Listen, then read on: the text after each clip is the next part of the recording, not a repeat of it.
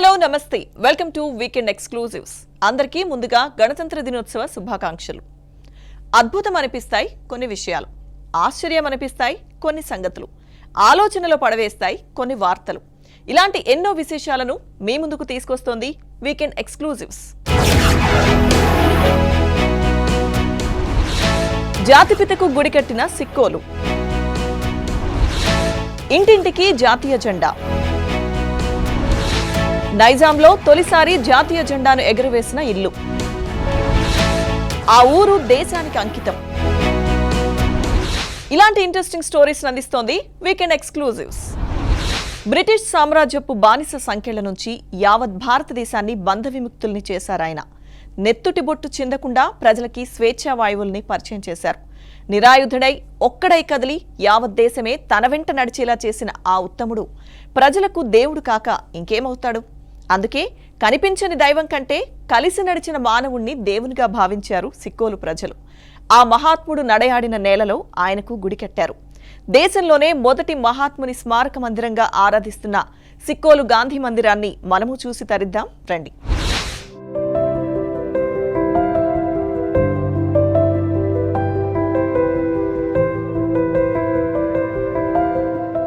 భారతదేశ స్వతంత్ర సంగ్రామంలో ఎంతో మంది మహానుభావులు అసువులు బాశారు.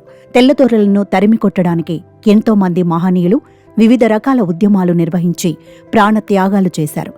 అయినా భారత స్వాతంత్ర్యోద్యమ స్ఫూర్తి అంటే అందరికీ ముందుగా గుర్తుకు వచ్చే పేరు మహాత్మా గాంధీ. అహింసని ఆయుధంగా మలుచుకొని కరుడుగట్టిన బ్రిటిష్ వాళ్లకు చుక్కలు చూపించిన స్వతంత్రోద్యమ నేత మహాత్మా గాంధీ. దేశం మొత్తాన్ని ఒకే తాటిపై నడిపించి ఉద్యమ బాట పట్టించడంలో మహాత్మా గాంధీ ముందు వరుసలో నిలిచారు. అంతటి గొప్ప పోరాట యోధుడైన గాంధీజీ భావితరాలకు స్ఫూర్తిగా నిలిచి జాతిపిత అయ్యారు.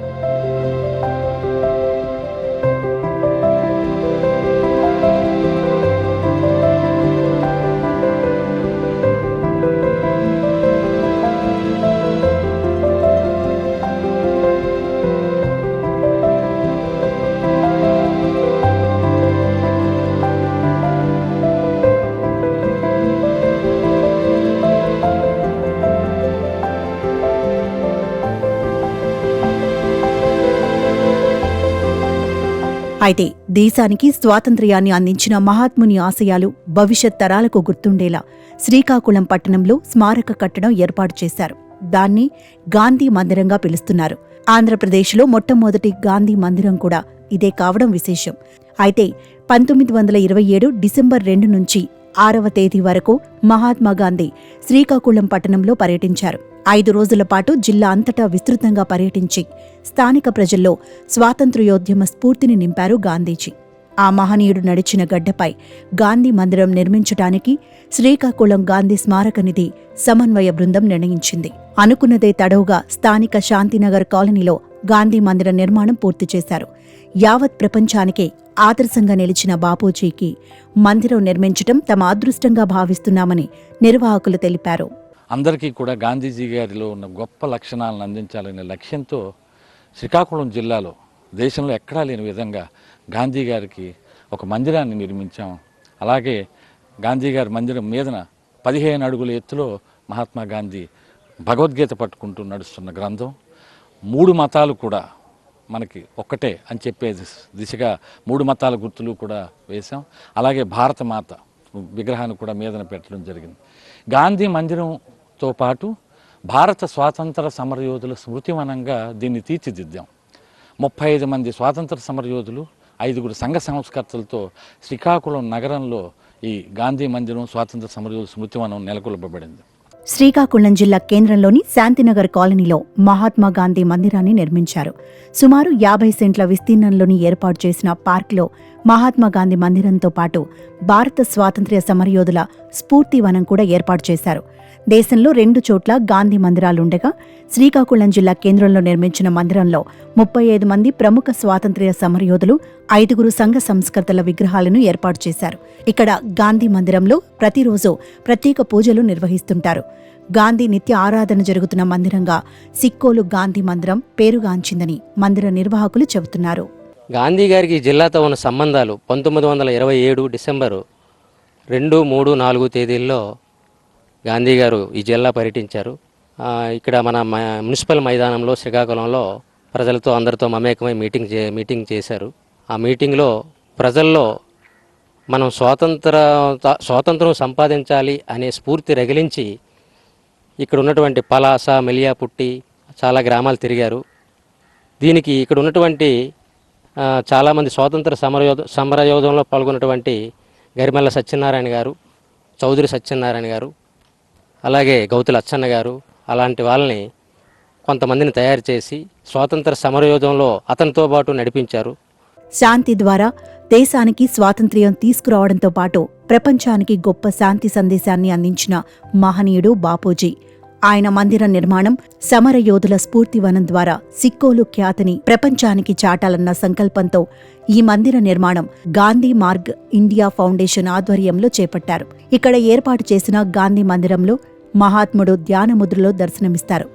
మందిర ముఖద్వారం వద్ద స్వదేశీ ఉద్యమంలో నూలు వడుకుతున్న మహాత్ముడు దేశ రాజముద్రైన 3 సింహాలు, వందే మాతర నినాద చిహ్నం కనిపిస్తాయి. మందిరం మీద 15 అడుగుల గాంధీజీ విగ్రహం కనిపిస్తుంది. ఈ మందిరం 3 వైపులా గాంధీ జీవితంలోని అనేక ఘట్టాలను ఆవిష్కరించారు. పాత తరం వరకు ఇవన్నీ తెలిసిన కొత్త తరానికి ఈ విషయాలు తెలియజెప్పడమే లక్ష్యంగా ఇక్కడ దేశంలో ఉండేటటువంటి ప్రముఖ స్వాతంత్ర సమరయోధులతో పాటు జిల్లాలోని కొందరు ప్రముఖ స్వాతంత్ర సమరయోధుల తాలూకా విగ్రహాలను ఇక్కడ ఏర్పాటు చేసుకోవడం జరిగింది. దేశానికి స్వాతంత్రం వచ్చి 75 ఏళ్ళు అయితే 100 సంవత్సరాల క్రితమే పింగళి వెంకయ్య అనే మహనీయుడు జాతీయ జెండాను రూపొందించినటువంటి క్రమంలో ఇక్కడ 105 అడుగుల జాతీయ పతాకాన్ని ఆవిష్కరించుకోవడం జరిగింది. శ్రీకాకుళం జిల్లా కేంద్రంలో నిర్మించిన గాంధీ స్మృతి వనం ఎంతో ఆహ్లాదకరంగా ఉంటుంది. పచ్చని వనం మధ్యలో మౌన ముద్రలో ఉన్న మహాత్ముడితో పాటు ఎంతో మంది మహనీయుల విగ్రహాలు దర్శనమిస్తాయి. దీనికి తోడు ఆజాదీ కా అమృత్ మహోత్సవం సందర్భంగా గాంధీ ఆలయ ప్రాంగణంలో 105 అడుగుల జాతీయ జెండాను కూడా ఏర్పాటు చేశారు. స్వాతంత్ర్యం కోసం పోరాడిన మహనీయులను నేటి తరం మరచిపోతున్న సమయంలో ఇలాంటి ప్రదేశాలు వారిలో దేశభక్తిని నింపుతాయి.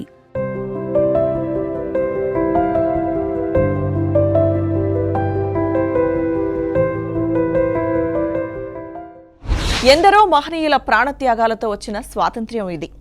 బ్రిటిష్ బానిస సంఖ్యలు తెంచి భరతమాతకు స్వేచ్ఛను కల్పించి భావితరాలకు స్వపరిపాలన అందించారు. అలాంటి మహనీయుల స్ఫూర్తిని పొందారో ఓ వ్యక్తి. జాతీయ జెండాను రూపొందించిన పింగళి వెంకయ్యను ఆదర్శంగా తీసుకుని ఇంటింటికి జెండాలు పంచుతున్నారు. స్వయంగా తన చేతులతో జెండాలు కుట్టి దేశభక్తి పాటలు పాడుతూ సైకిల్పై తిరుగుతూ కాలేజీలకు, పాఠశాలలకు ఉచితంగా జెండాలు అందజేస్తున్నారు. మరి ఆయన లక్ష్యమేంటి? తాను ఇలా చేయడం వెనుక ఉద్దేశమేంటి? తెలుసుకుందాం రండి. భరత జాతి కేతనం స్వతంత్ర తేజ స్థాపనం పింగళి కరములతోనే రంగులు దిద్దిన చహనం పింగళి కరములతోనే రంగులు దిద్దిన చహనం పంగి పువ్వుల సొగసు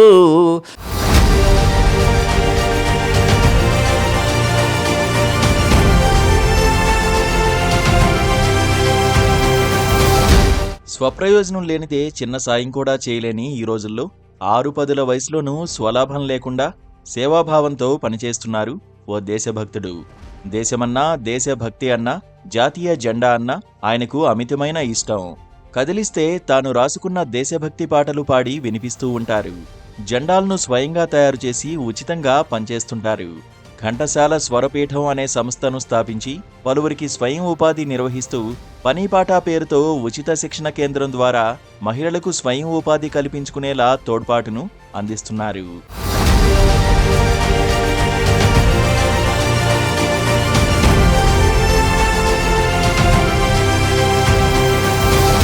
ఈయన పేరు ఎస్కే సుభాని. కృష్ణా జిల్లాలో జన్మించిన ఈయన వృత్తిరీత్యా ఏలూరులో స్థిరపడ్డారు. సుభాని తల్లిదండ్రులు సఖినాబి షరీఫ్ కూడా స్వాతంత్ర్య పోరాటాన్ని దగ్గరగా చూసినవారే. ఇంట్లో దేశభక్తి వాతావరణం ఉండేది. సుభాని తండ్రి షరీఫ్ కమ్యూనిస్టు భావజాలంతో ఉంటూ జనచైతన్యం కోసం బుర్రకథ చెప్పేవారు. సుభానికి ముందు నుంచే సేవాభావం ఎక్కువ. తొలుత హనుమాన్ జంక్షన్ ప్రాంతంలో ఒక సంస్థను స్థాపించి సుమారు 1000 మంది మహిళలకు కుట్టులో శిక్షణిచ్చారు. తర్వాత ఘంటసాల స్వరపీఠం అనే సంస్థను ప్రారంభించి పనీపాట అనే అంశాన్ని ప్రవేశపెట్టారు. దీని ద్వారా ఆసక్తి ఉన్న మహిళలకు ఘంటసాల పాటలు, దేశభక్తి పాటలు నేర్పించి వేదికలపై పాడించేవారు. దేశభక్తి, దైవభక్తి గీతాలను పాడిస్తూ ఎంతో మందిని చైతన్యపరిచారు. కుట్టు పనితో వచ్చిన ఆదాయంతో కొంత భాగం సేవా కార్యక్రమాలకు వినియోగిస్తూ జాతీయ జెండాలు కుట్టి ఉచితంగా అందిస్తున్నారు.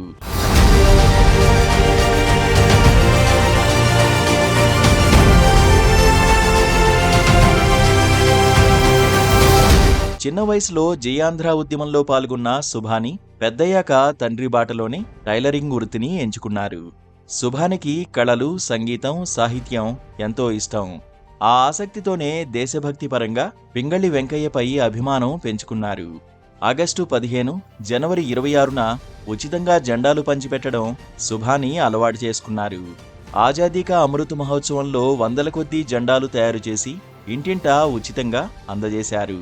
పాఠశాలలకు, కళాశాలలతో పాటు కృష్ణా, కోనసీమ, తిరుపతి జిల్లాల్లో అనేక జెండాలను ఉచితంగా పంపిణీ చేశారు. పింగళి వెంకయ్య, ఘంటసాల వెంకటేశ్వరరావు కుటుంబాలతో సుభాని కుటుంబానికి అనుబంధం ఉంది. జాతీయ జెండా సృష్టికర్త పింగళి వెంకయ్యకు సరైన గుర్తింపు రాలేదని, ఆయనకు భారతరత్న ఇవ్వాలని గత 26 సంవత్సరాలుగా ఈ విషయంపై ప్రచారం చేస్తున్నారు. ప్రతి సంవత్సరం ఆగస్టు 15కి, జనవరి 26కి నేను జెండాలు కుట్టి కొన్ని ప్రభుత్వ కార్యాలయాలకి, కొన్ని స్కూళ్ళకి అందజేస్తూ ఉంటాను. ఇట్లా అందజేయటానికి నా కారణం ఏమిటంటే, పవిత్రమైన ఈ జెండా మన రాష్ట్రంలో మరి నిస్వార్థంగా పింగళి వెంకయ్య గారు మనకు అందించారు. ఆ పింగళి వెంకయ్య గారికి ఒక గుర్తింపు లేదు. మరి ఈ జెండా కూడా అమ్మటం, కొనటం అనేది కాదు. పవిత్రమైన జెండాని భారతదేశానికి ఇది క్రయ విక్రయాలు లేకోకుండా ఒక సాంప్రదాయంగా మన ప్రధాని నరేంద్ర మోడీ గారు ప్రవేశపెట్టి హరిహరతీరంగా ఎన్నో జెండాలు ఇస్తున్నారు. అటువంటి సాంప్రదాయం రావాలని కోరుకున్నాను. నా ఆశయంగా నేను కోరుకున్నట్టుగానే మరి మోడీ గారు మన జాతీయ జెండాలని హరిహర తిరంగాని పెట్టారు. మరి 75 సంవత్సరాల స్వర్ణోత్సవ భారతికి ఆయన పెట్టిన ప్రవేశం కాడి నుంచి నేను ఇంకా ఎక్కువగా విజృంభించి ఎక్కువ జెండాలు 4000, 3000 అట్లా తయారు చేసి ప్రతి ఇంటి మీద జెండా ఎగరాలి అనే కోరికతో నేను జెండాలు తయారు చేస్తున్నాను. జాతీయ జెండాలతో సామరస్య భావాలు పెంపొందింపజేస్తున్న సుభానిని గుర్తించి పలు ప్రభుత్వ, ప్రైవేట్ సంస్థలు అవార్డులు, పురస్కారాలు ప్రదానం చేశాయి. రాష్ట్ర ప్రభుత్వం సృజనాత్మకత కళా సంస్థ ఆధ్వర్యంలో అబ్దుల్ కలాం పురస్కారాన్ని మంత్రి ఆర్కే రోజా అందజేశారు. కరోనాలో 6000 మందికి మాస్కులు, సబ్బులు, బిస్కెట్లు, శానిటైజర్లు వంటివి పంపిణీ చేసినందుకు ప్రౌడ్ ఇండియా సంస్థ కరోనా సేవా పురస్కారం అందించింది. 2021లో అప్పటి సుప్రీంకోర్టు ప్రధాన న్యాయమూర్తి చేతుల మీదుగా కళాకారుడిగా సత్కారం అందుకున్నారు. సుభాని లాంటి వ్యక్తులను ప్రస్తుత జనరేషన్ ఆదర్శంగా తీసుకోవాలని పలువురు అభిప్రాయపడుతున్నారు. ఇక్కడ ఏలూరులో గత 25 సంవత్సరాలుగా జెండాలు పంపిణీ అనేది చేస్తూ ఉన్నారు. గత 25 సంవత్సరాల నుంచి ప్రతి జనవరి 26, ఆగస్టు 15కి ఈ 2 దేశభక్తి కార్యక్రమాలకి కూడా ఆయన ప్రభుత్వ కార్యాలయాలకి, అలాగే ఎన్జిఓ ఆర్గనైజేషన్ అన్నింటికి కూడా ఆయన స్వయంగా జెండా మెటీరియల్ అంతా కూడా గ్యాదర్ చేసుకుని, ఆయన స్వయంగా నడుచుకుంటూ వెళ్ళి ఎక్కడెక్కడ మెటీరియల్ ఉందో అంత గ్యాదర్ చేసుకుని, అలాగే మహిళలకి శిక్షణ ఇచ్చి వాళ్ళందరికీ కూడా టైలరింగ్ చేయించి జెండాలు తయారు చేసి ప్రతి డిపార్ట్మెంట్కి, ప్రతి ఎన్జిఓ ఆర్గనైజేషన్కి సాంప్రదాయంగా జెండాలు పంపిణీ చేయడం అనేది గత 25 సంవత్సరాల నుంచి చూస్తూనే ఉన్నాం. ఏలూరులో ఉంటాము. ముఖ్యంగా ఈరోజు సుభాని గారని ఇక్కడ ఆయన వృత్తిరీత్యా ఒక టైలర్ అండి. చాలా మధ్యతరగతి వ్యక్తి. కానీ ఆయన ఆశయాలు మాత్రం చాలా ఉన్నతంగా ఉంటాయి. ఎందుకంటే నేను ఒక 5-6 సంవత్సరాల నుంచి ఆయన చూస్తున్నాను. ఆ వయసులో ఆయన దేశభక్తి అని చాలా అలా తిరుగుతూ ఉంటే చాలా ఆశ్చర్యం వేసింది నాకు. ఇప్పుడు ముఖ్యంగా ఈ జనవరి 26వ తారీఖున అందరికీ జెండాలు అనేవి అసలు అమ్మకూడదు, కొనకూడదు అనే కాన్సెప్ట్తో చాలా వందలాది జెండాలు ఆయనే సొంతగా 2-3 టైలర్స్ని పెట్టించి రాత్రింబగళ్ళు కుట్టించి అవి చాలామందికి అందరికీ అందజేస్తారు. పనీపాట అనే కార్యక్రమంగా ముఖ్యంగా చేపట్టి ఆయన ఒక ఆఫీసులో పనీపాట కార్యక్రమం అంటే మహిళలకి ఉచితంగా కుట్టు మిషన్లు నేర్పడం, ఉచితంగా పాటలు నేర్పడం ఈయన కార్యక్రమంగా పెట్టుకున్నారు. అందులో భాగంగానే ఈయన మరి జెండాలు కుట్టడానికి మెటీరియల్ తెచ్చుకొని ఇదే కార్యక్రమాన్ని మరి ఆయన స్వయంగా తయారు చేసి జెండాలని ప్రతి కాలేజెస్కి, ప్రతి స్కూల్స్కి, ప్రతి గవర్నమెంట్ ఆఫీసులకు కూడా జెండాలు ఫ్రీగా ఇస్తుంటారు. పింగళి వెంకయ్య గారంటే ఎవరనేది అందరూ కూడా మర్చిపోయిన రోజుల్లో ఆయన ఏలూరు జిల్లాకి చుట్టుపక్కల అంతా కూడా మరొకసారి ఈ పింగళి వెంకయ్య గారికి తగిన గౌరవం దక్కట్లేదు. జాతీయ పతాక రూపకర్త అలాంటి వ్యక్తికి భారతరత్న అనేది కూడా ఇవ్వాలి అనేటువంటిది ఆయన ఆకాంక్ష.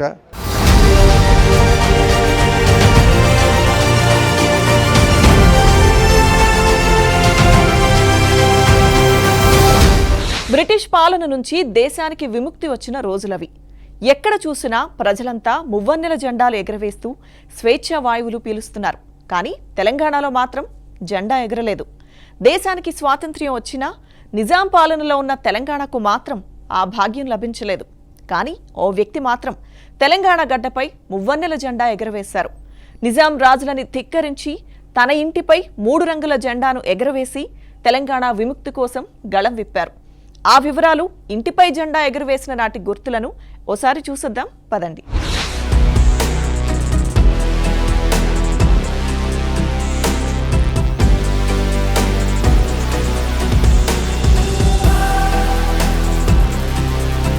దేశానికి స్వాతంత్ర్యం వచ్చిన రోజులవి.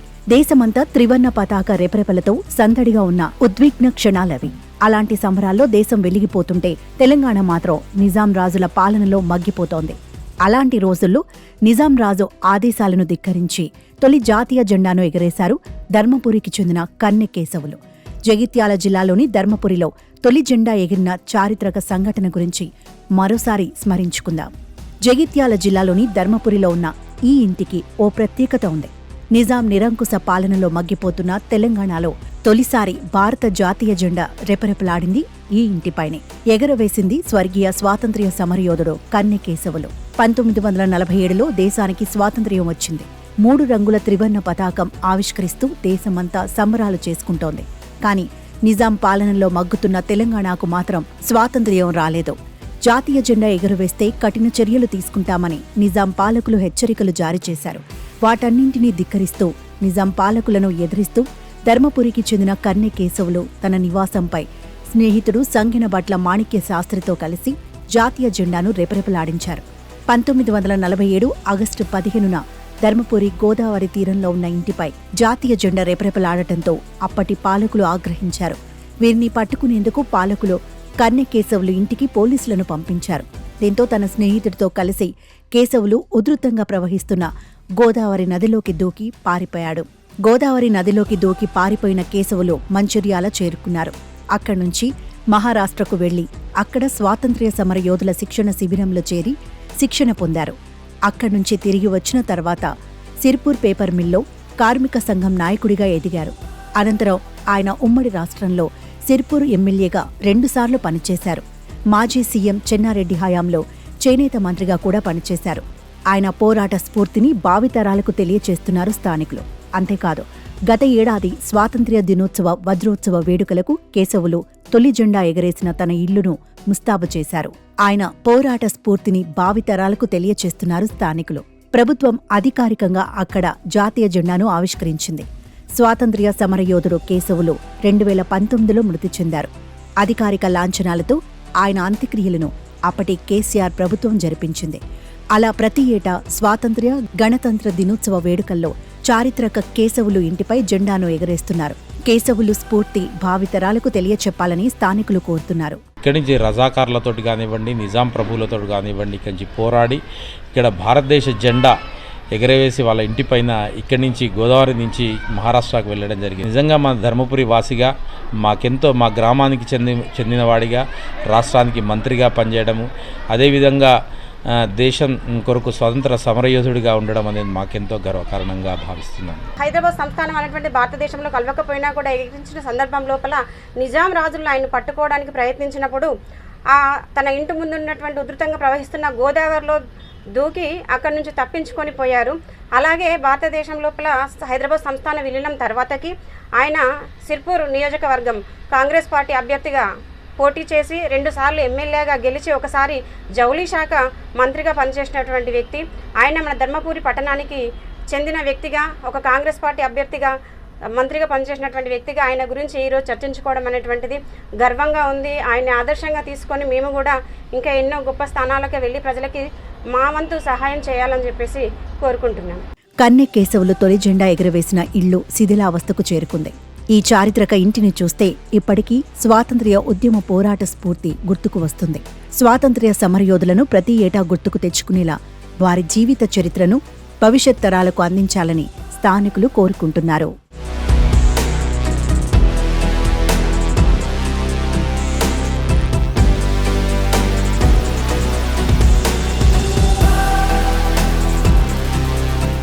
దేశానికి సేవ చేయడం అనేది ఎంతో గొప్ప విషయం. అది ఆర్మీలో చేరి దేశ రక్షణకు సేవ చేయాలని చాలా మంది యువత కలలు కంటారు. అయితే ఓ గ్రామంలో మాత్రం ప్రతి 5 ఏళ్లలో ఓ యువకుడిని ఆర్మీలోకి పంపిస్తోంది. ఆ ఊరిలో ఇప్పటికే 100 మందికి పైగా యువకులు ఆర్మీలో వివిధ ప్రాంతాల్లో సేవలందిస్తున్నారు. ఇంతకీ ఆ ఊరేంటి? వారందరికీ ఆర్మీలోకి వెళ్లాలనే ఆలోచన ఎలా వచ్చింది? తెలుసుకుందాం పదండి. నా కొడుకు అక్కడ ఉన్నాడంటే నాకు కూడా దేశం కోసం ఉంటేనే బాగుంటుందని అనుకుంటున్నా సార్. నా ఒక్క కొడుకు కోసం నేను ఒక్కదాన్ని బాధపడ్డా. దేశం సంతోషించే చాలు సార్. దేశ రక్షణ కోసం ఎంతటి త్యాగానికైనా సిద్ధపడేందుకు ఆ గ్రామంలోని యువకులు ఉవ్విళ్లూరుతుంటారు. అందుకే వాళ్లు భారత సైన్యంలో చేరి దేశ సరిహద్దుల్లో పహారా కాస్తున్నారు. 3.5 దశాబ్దాల కిందట ఒక్కరితో మొదలైన సైనిక ప్రస్థానం నేడు 80కి పైగా ఆర్మీలో చేరి దేశ రక్షణలో పాలు పంచుకునే వరకు వచ్చింది. ఇలా ఎందరో యుద్ధవీరులను సరిహద్దుకు పంపింది ఈ గ్రామం. తెలంగాణ రాష్ట్రంలోనే ఇంత పెద్ద సంఖ్యలో ఆర్మీ సోల్జర్స్ ఉన్న గ్రామం పాలమూరు జిల్లాలో ఉంది. సోల్జర్స్ విలేజ్గా పేరు పొందిన ఈ గ్రామాన్ని చూసొద్దాం రండి. మహబూబ్ నగర్ జిల్లా నవాబుపేట మండలం కూచూరు చాలా ప్రత్యేకమైన గ్రామం. ఈ గ్రామానికి మరే గ్రామానికి లేని ప్రత్యేకత ఉంది. ఉదయాన్నే గ్రామంలోని యువత, చిన్నారి విద్యార్థులు మార్నింగ్ వాక్కి వెళ్తారు. అటుపిమ్మట శరీరాన్ని చురుగ్గా ఉంచేందుకు వాలీబాల్, కబడ్డీ లాంటి క్రీడల్లో చాలాసేపు గడుపుతారు. దేహ దారుఢ్యాన్ని పెంచుకునే ఏ చిన్న వర్కౌట్ కూడా వదులుకోరు. శారీరక శ్రమతోనే వీరి ఉదయాలు ప్రారంభమవుతాయి. ఇక బడిలో కూడా చిన్నారులు తమ పీఈటీ పీరియడ్లో కబడ్డీ ఆడుతూ తమను తాము ఫిట్గా ఉంచుకునేందుకు యత్నిస్తుంటారు. ఇంత చురుకైన ఆరంభం ఎందుకంటే దేశ రక్షణ కోసం వీరు తపిస్తుంటారు. తమ గ్రామం నుంచి ఖచ్చితంగా సైన్యంలో వీలైనంత ఎక్కువ మంది ఉండాలన్న ఆశయంతో వీరు చిన్నప్పటి నుంచే సిద్ధంగా ఉంటారు. ఈ ఊరిలోని ప్రతి 5 ఏళ్లకో ఓ సైనికుడు సైన్యంలో ఉన్నారంటే ఈ ఊరికి ఉన్న గొప్పతనం ఏంటో అర్థమవుతుంది. గ్రామంలో సుమారు 490 ఇళ్లుండగా మాజీ సైనికులు, ప్రస్తుతం సరిహద్దుల్లో పనిచేస్తున్న వారితో కలిపి 130 మంది దాకా సైన్యంలో ఉన్నవారు ఉన్నారు. సరిగ్గా 3.5 దశాబ్దాల కిందట గ్రామానికి చెందిన ఓ యువకుడు భారత సైన్యంలో చేరాడు. ఆ ఒక్క జవాన్ ఊరందరికీ ప్రేరణగా నిలిచాడు. అతని స్ఫూర్తితో కన్నతల్లికి, పుట్టిన ఊరికి, దేశానికి పేరు తేవాలన్న లక్ష్యంతో కూచూరు గ్రామ యువత సైన్యంలో చేరేందుకు ముందుకొస్తున్నామంటున్నారు. నేను ఆర్మీ లోపల 15 ఇయర్స్ చేసిన. 2013 నవంబర్ రిటైర్డ్ అయ్యాను నేను. మాకే కాదు, మా చుట్టుపక్కల ఉన్న ప్రతి విలేజ్, అది అంసోన్పల్లె కావచ్చు, దొడ్డిపల్లె కావచ్చు, ఈ చుట్టుపక్కల కానపూర్ కావచ్చు, ప్రతి విలేజ్ కూడా మేము ప్రోత్సహించేది ఇదే. మీరు ఆర్మీకి వెళ్ళాలంటే ఫస్ట్ మీరు ఫిట్నెస్ చేసుకోండి. ఫిట్నెస్ చేసుకుంటే మీరు ప్రతి దానికి మీరు ఎలిజిబిలిటీ ఉంటారు. మా విలేజ్లో కూడా ప్రతి ఒక్క పౌరునికి ఇంట్రెస్టెడ్ ఏంటంటే దేశ సేవ చేయడానికి ఈ విలేజ్ లోపల ఇంతమంది పోవడం చాలా సంతోషకరం. మాకొకటే ఉంటుంది, దేశ రక్షణ, ప్రజారక్షణ. మమ్మల్ని చూసి 10 మంది మేలుకోవాలి, మమ్మల్ని చూసి 10 మంది డెవలప్ కావాలి. ఆ అభిప్రాయంతో మాకు ఈ నయా యూత్ ఎంతమంది ఉన్నారో వాళ్ళకు మేము ప్రోత్సహించేది, సహకారం చేసేది ఇదే. ఎర్లీ మార్నింగ్ లేవండి, రన్నింగ్ చేసుకోండి, ఫిట్నెస్ పెట్టుకోండి. ఆర్మీ ఈవెంట్స్లో సెలెక్ట్ అయ్యాను. మెరిట్ లిస్ట్ వస్తే జాబ్ వస్తుంది. అగ్నివీర్లో సెలెక్ట్ అయ్యాను. టెస్ట్లు ఫస్ట్ 1600 మీటర్స్ రన్నింగ్ ఉండే, ఏలో కొట్టాను. 5:30 సెకండ్స్లో కొట్టాను. రన్నింగ్కి 60 మార్క్స్ ఉంటాయి, పులప్స్కి 40 మార్క్స్ ఉంటాయి, మొత్తం 100 మార్క్స్. మెడికల్ అయిపోయింది, ఇప్పుడు ఇంకా మెరిట్ లిస్ట్ ఒకటి రావాలి. ఈ గ్రామంలో చిన్నతనం నుంచే విద్యార్థులకు క్రమశిక్షణ, దేశభక్తిని అలవరుస్తుంటారు. ఇక్కడి యువకులు పాఠశాల స్థాయి నుంచే కబడ్డీ, వాలీబాల్ లాంటి క్రీడల్లో ప్రతిభ కనబరుస్తూ జాతీయ స్థాయి పోటీల్లో పాల్గొంటుంటారు. 10వ తరగతి పూర్తి కాగానే అథ్లెటిక్స్ సహా ఇతర క్రీడల్లో శిక్షణ తీసుకుంటారు. ప్రతి ఆర్మీ ర్యాలీలో పాల్గొంటారు. ప్రతి ఆర్మీ సెలక్షన్లో పాల్గొని ఉత్తమ ప్రతిభ కనబరిచి సైన్యంలో చేరతారు. పంజాబ్, జమ్మూ కశ్మీర్, లడాక్, గోవా, అసోం ఇలా దేశ నలుమూలల కూచూరు గ్రామానికి చెందిన యువకులు సైనికులుగా పనిచేస్తున్నారు. ఇతర ఉద్యోగాల కన్నా ఆర్మీలో చేరి దేశ సేవ చేయాలంటేనే ఇష్టమని కూచూరు నుంచి సైన్యంలో పనిచేస్తున్న సైనికులు అభిప్రాయపడుతున్నారు. చాలా సందర్భాలలో ఉద్రిక్తత నెలకొనేదని, అయినా వెనక్కి తగ్గకుండా తాము విధి నిర్వహణలో ధైర్యంగా ముందుకు సాగుతామని సైనికులు అంటున్నారు. చైనా సరిహద్దుల్లో గాల్వాన్ వద్ద 2020లో జరిగిన ఘర్షణ ప్రాంతానికి అతి సమీపంలో సైతం వీరు విధులు నిర్వహించామంటున్నారు. మా అన్న వాళ్ళ ఫస్ట్ నుంచి బేస్ ఒకటి రెడీ అయింది. దాని నుంచి మొత్తం ఇన్స్పిరేషన్ చేసుకుని అందరం వెళ్ళేసి అడుగుతారు ఎట్లా ఉంటుందని, మన ఉంటుంది అందరూ చెప్తాం. మంచిగా బాధ ఉంటుంది కానీ మనం దేశం కోసం సేవ చేయాలని లక్ష్యం పెట్టుకుని మనం చెప్తాం. ఇక మంచిగా ఉన్నాను, మీరు ధైర్యంగా ఉండండి అని మంచిగా చెప్తూ ఉంటాం. మా ఊరి పేరు ఎల్లలు దాటి చెప్పుకుంటుంటే చాలా గర్వంగా అనిపిస్తుంది. ఫస్ట్ మా ఫ్రెండ్ సుభాష్ బాబు అని అతను పోవడం జరిగింది. ఆయనను ఇన్స్పిరేషన్గా తీసుకొని వాళ్ళ ఇంట్లో 3 అన్నదమ్ములు 3 ఆర్మీలో పోయినరు. ఇంకొక గౌడ్స్ గోవర్ధన్ అని వాళ్ళ ఇంట్లో 2 పోయినరు. ఇంకొకరు వాళ్ళ ఇంట్లో 3 పోయినరు. ఇంకొకరు 2 పోయినరు. ప్రతి ఇంట్లో ఒకరిద్దరు అట్లా 90 నుంచి 95 మంది పోవడం జరిగింది. మా ఊర్లో వాలీబాల్, కబడ్డీ, రన్నింగ్ ప్రాక్టీస్ బాగా చేస్తారు. సీనియర్స్ వాళ్ళని ప్రోత్సహిస్తుంటారు. వాళ్ళను ఆర్మీలో పంపడం జరుగుతుంది. దేశ సేవలో చేస్తుంటే మాకు చాలా గర్వంగా అనిపిస్తుంది. ప్రస్తుతం ఈ గ్రామానికి చెందిన 85 మంది సైనికులుగా దేశ సేవలో నిమగ్నమయ్యారు. భారత సైన్యంలో పనిచేసి 35 మంది రిటైర్ అయి ఇప్పుడు ఇతర రంగాల్లో సేవలందిస్తున్నారు. ఇక కుటుంబ సభ్యుల్లో తల్లులకు ఎంతో ఆవేదన ఉన్నా తమ బిడ్డలు దేశాన్ని రక్షించే బాధ్యతలో ఉన్నారన్న ఆనందం ఉందో ఈ భయం ఓ లెక్కకు రాదు. చెట్టంత కొడుకులు సరిహద్దుల్లో ఎప్పుడు ఏ ఉపద్రవం ముంచుకు వస్తుందో, ఆ విపత్కర పరిస్థితిని ఎదుర్కొని ఎలా బయటపడగలడో అన్న బెంగ తమకు ఉంటుందని, కానీ దేశంలోని కోట్లాది మందిని రక్షించేందుకు సరిహద్దుల్లో వారు కాపలా ఉన్నారన్న తృప్తి చాలా గొప్పగా ఉంటుందని వారు వెల్లడిస్తున్నారు. 9th క్లాస్ అప్పటి నుంచి పోవాలని మన కోరిక. నేను మాత్రం వద్దని చెప్పేసి 10th నుంచే ట్రై చేసిండు. నేను వద్దనే చెప్పిన. ఇంకా లాస్ట్కి నాకు చెప్పకుండానే వెళ్ళిపోయిండు. ఇంకా మాకు కూడా ఇంకా నా కొడుకు పోయినాన్ని ఇప్పుడైతే గౌరవమే ఉంది. దేశ రక్షణ, మా భారతదేశం గురించి మనం ఇట్లా ఉండాలని అప్పుడప్పుడు చెప్తుంటాడు. ఫోన్ చేసి వీడియో కాల్ చేస్తాడు, చెప్తాడు. ఇంకా బాగుంటుంది, బాధపడకూడదు, బాగుంటుంది అని ఒకరు చూసి ఇప్పుడు ఇంతవరకు అయితే 1 ఫ్రెండ్స్ కూడా మస్తు పోయిండ్రు. ఫస్ట్ కరోనా వచ్చినప్పుడు పోయిండు. ఇప్పుడు అన్నీ ఇంకా మహారాష్ట్ర, నాసిక్, ఉత్తరాఖండ్ 3 అక్కడనే తిరిగిండు. ఒక కాలుకు ప్యాచర్ అయింది. ఇప్పుడు మహారాష్ట్రలోనే ఉండు. అంటే నేను కూడా ఒక్కడు పంపించడం కూడా అనుకున్నా, కానీ ఇప్పుడు నాకు కూడా ధైర్యం వచ్చిపోయింది. ఇంకా మా వాడు చెప్తుంటాడు చూసి ఇట్లానే ధైర్యం తెచ్చుకోవాలమ్మా అని చెప్తుంటాడు. నేను కూడా ఇప్పుడు మ్యారేజ్ చేసుకోవాలని కూడా చెప్తే కూడా చేసుకోనమ్మా, నేను అక్కడ పోయి వచ్చినాక చేసుకుంటా, ఇప్పుడు చేసుకోను అని చెప్తున్నాను.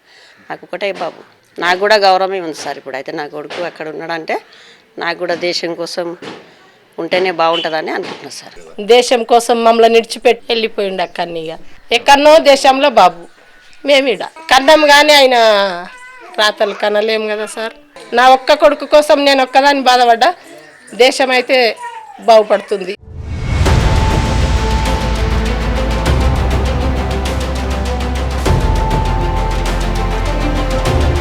ఇది ఈ వారం వీకెండ్ ఎక్స్క్లూజివ్స్. మరిన్ని ఇంట్రెస్టింగ్ స్టోరీస్తో నెక్స్ట్ వీక్ మళ్ళీ కలుద్దాం. Keep watching ABN.